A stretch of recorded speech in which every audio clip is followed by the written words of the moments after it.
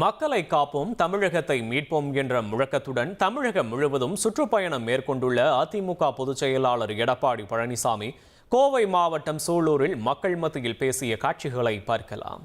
இன்றைக்கு இந்த பகுதி கைத்தறி, விசைத்தறி, விவசாயம் மூன்று தான் பிரதான தொழில்.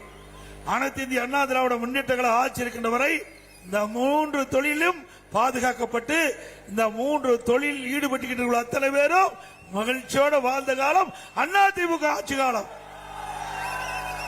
இன்றைய தினம் இந்த ஆட்சியாளர்கள் இந்த மூன்று தொழில் அக்கறை காட்டாத காரணத்தினாலே இந்த தொழில் படிப்படியாக சரிவை சந்தித்துக் கொண்டிருக்கின்றது.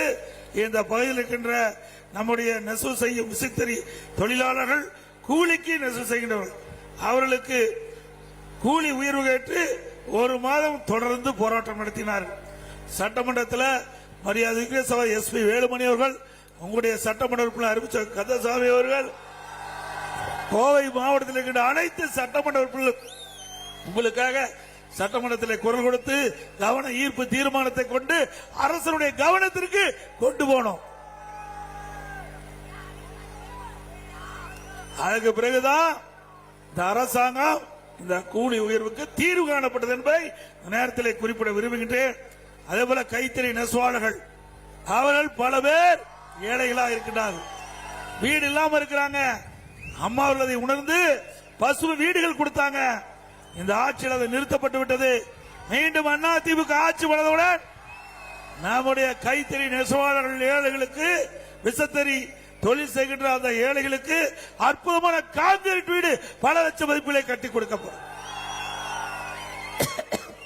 அதே போல விவசாயி தொழிலாளி, ஏழை தொழிலாளி, தாழ்த்தப்பட்ட ஏழை மக்களுக்கு அதிமுக ஆட்சி வளர்ந்தவுடன் பல லட்சம் மதிப்புள்ள கான்கிரீட் வீடு அவர்களுக்கும் கட்டி கொடுக்கப்படும்.